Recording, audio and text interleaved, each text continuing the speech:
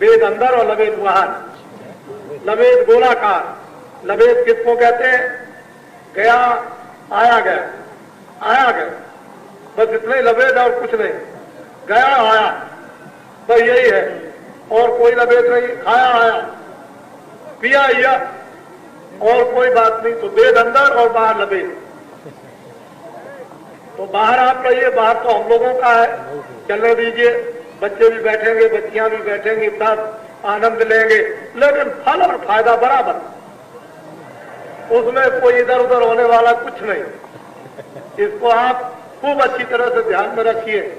तो हमारे आचार्य है, उनसे आप भेंट कर लीजिए। रोज 64 देवी और 64 पुरुष पति और पत्नी के साथ इनसे मिल ले, तो रोज मतलब ये आप लाभ उठा लीजिए।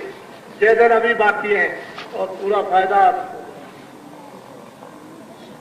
तो मैंने आपको अपनी तरफ से प्रार्थना कर दी, क्योंकि मैं तो आपको जानता नहीं, वैसे तो जानता ही हूँ, लेकिन वैसे नहीं जानता हूँ आपके विचार के अनुसार, और वैसे तो मुझे मालूम है।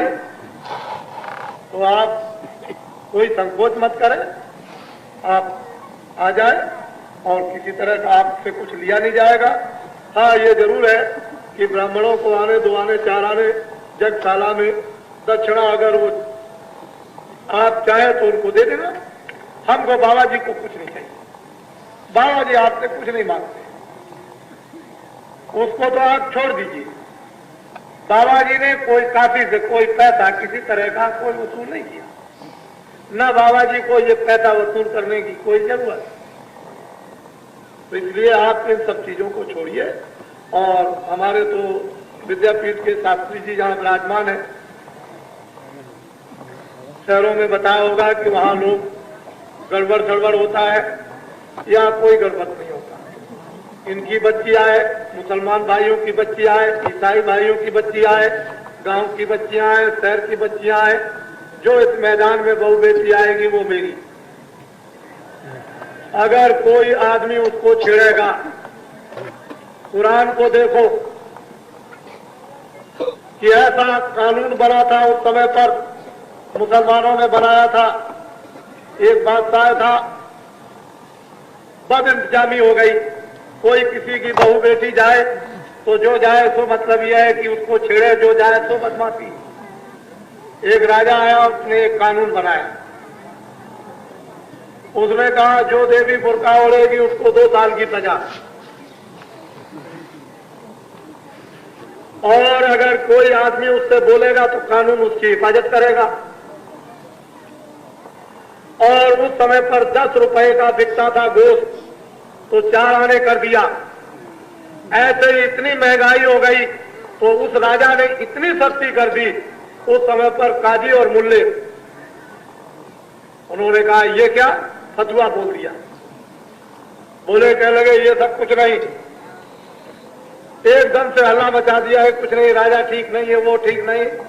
तो उन्होंने कहा अरे भाई, मैंने नुकसान क्या किया है, बहू बेटियां छेड़ी जाती थी, मैंने एक कानून बना दिया है, जो बुर्का ओढ़ेगा और कोई उसको छेड़ेगा तो कानून उसकी हिफाजत करेगा, तो कोई छेड़ के देख ले।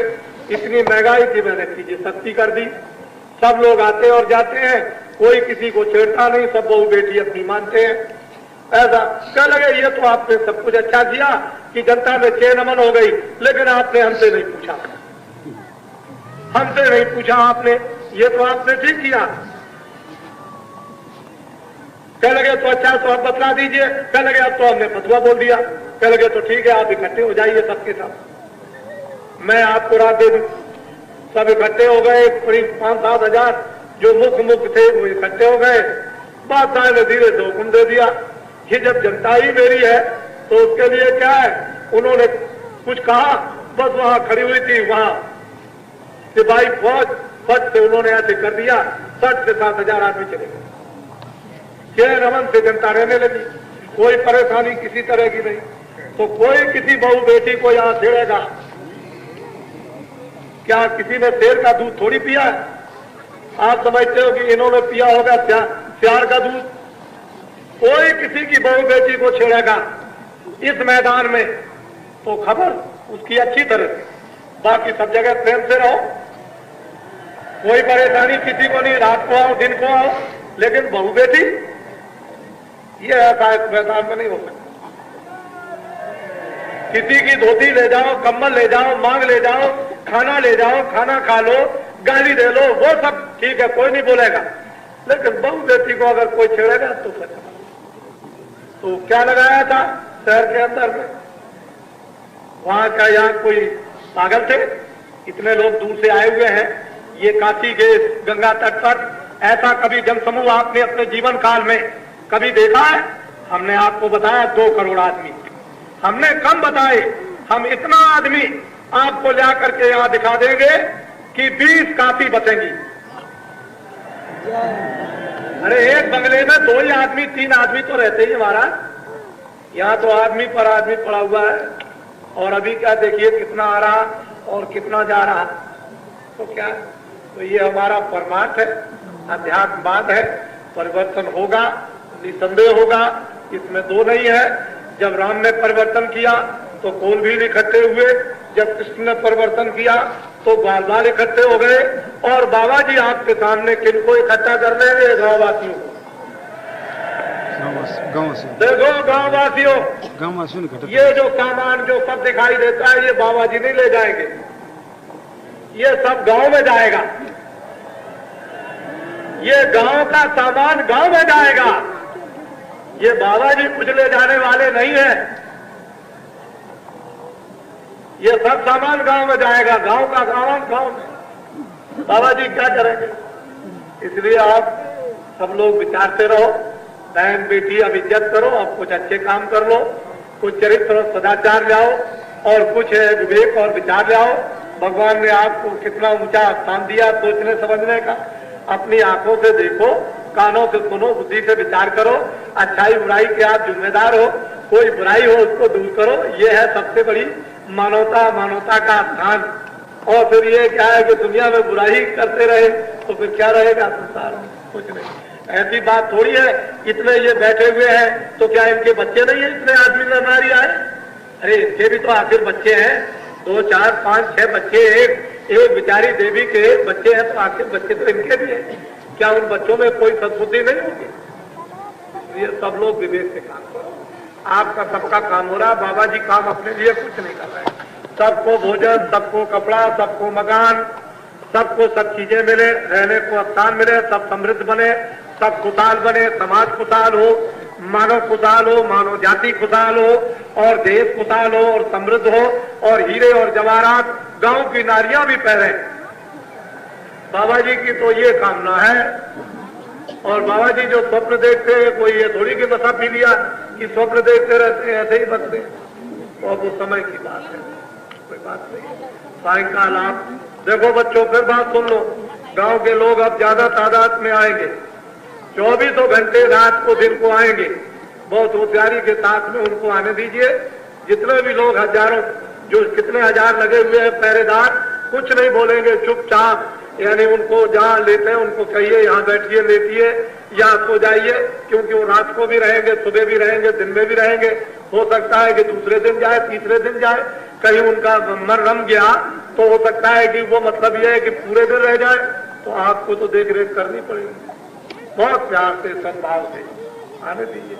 हाँ ये ठीक है, कोई गलत काम करता हो तो उसकी बात करो, जरा देखो, उसकी निगरानी करो और उसको समझाओ बुझाओ कि भाई देखो ये गलत काम करने का स्थान नहीं है, बहुत गलत काम किए होंगे, यहाँ कुछ अच्छा काम कर लो।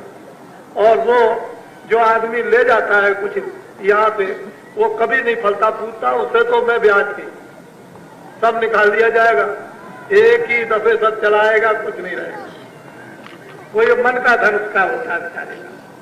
अच्छा, जय गुरुदेव, जोर से बोलिए कि भगवान के दरवाजे तक आवाज जाए, जय।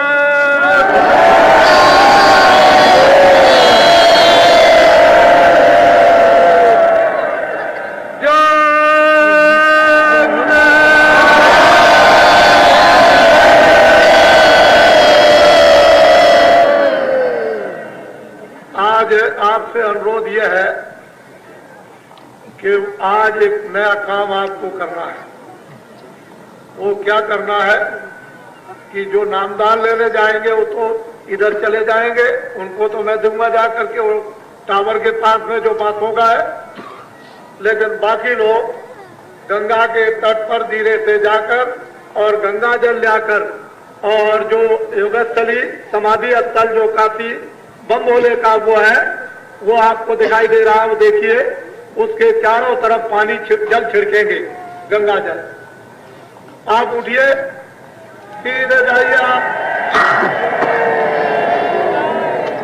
सीधे जाओ और गंगा जल छिड़को तो जाकर।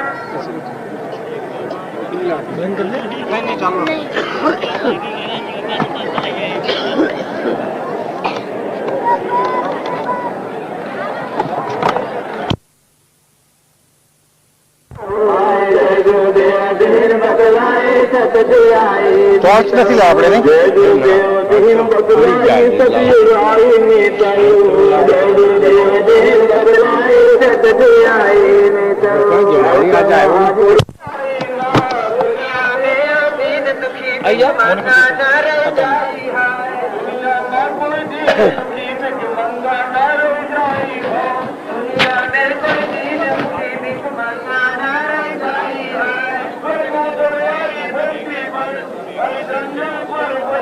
वो तो क्या यार, इसकी शादी है उसके साथ ज्यादा हो रहा है, थोड़ी होनी चाहिए शादी होनी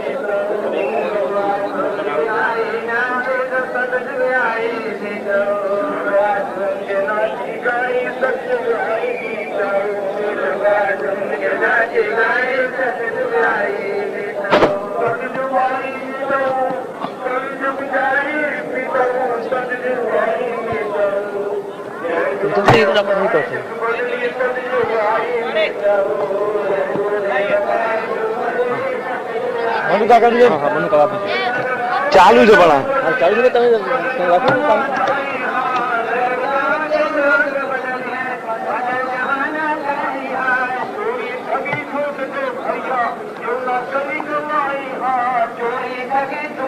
भैया जो न करे कमाई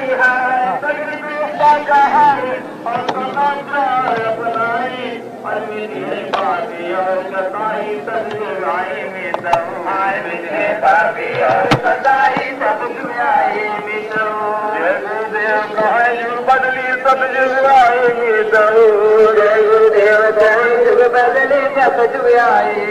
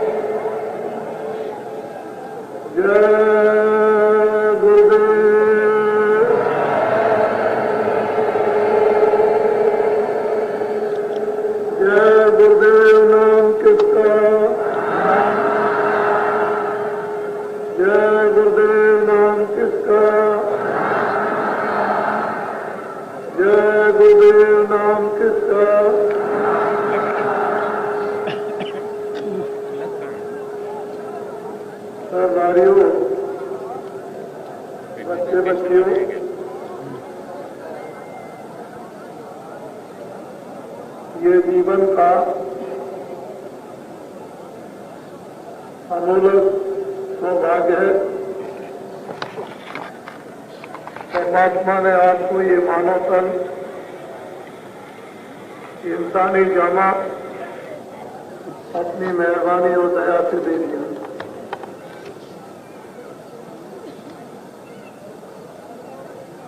ये मानो मनुष्य शरीर बड़ी अनमोल निधि है। अनेकों जन्मों के कष्टों, तपस्याओं, सेवाओं, दान पुण्यों से, त्याग और वैराग और सत्यता से कभी कभी ये मानव अनमोल मनुष्य शरीर मिलता है। सबसे ऊंचा स्थान उस परम पिता परमात्मा ने इस मृतलोक में आपको दे दिया। ये मृतलोक एक ऐसा ऊंचा स्थान मनुष्यों के लिए है कि बड़ा महत्वपूर्ण। इसी स्थान पर इस मानव तन के द्वारा बड़ी बड़ी निधियां शक्तियां इस मनुष्य शरीर में उस परम पिता परमात्मा ने भेजी। ऊंची से ऊंची इस मनुष्य रूपी मकान में जीवात्मा विराजमान है और मनुष्य शरीर एक बहुत बड़ा मंदिर मस्जिद उस खुदा भगवान की बनाई हुई इस जिस्मानी मस्जिद और मनुष्य रूपी मंदिर में 24 घंटे खुदा की आसमानी आवाज भगवान की वेदवाणी हो रही है। ऋषियों मुनियों महात्माओं ने जिस तपस्या त्याग और वैराग की गाथा गाई और हमको त्याग और वैराग जो सिखाया, सबसे प्रथम ये कि काम क्रोध लोभ और अहंकार जो परमात्मा की प्रभु तपस्या से जीवात्मा को अलग किए हुए हैं, इन पर हम लोगों का नियंत्रण अधिकार होना चाहिए। जब तक काम क्रोध लोभ मोह अहंकार ये समझ में नहीं आएंगे, तब तक आप मानव धर्म और आध्यात्मिक ईश्वरीय सत्ता के संबंध में कुछ नहीं जान सकेंगे। महात्माओं ने धीरे धीरे काम क्रोध लोभ मोह अहंकार इन विषयों से मन को इंद्रियों के घाट से बदल दिया।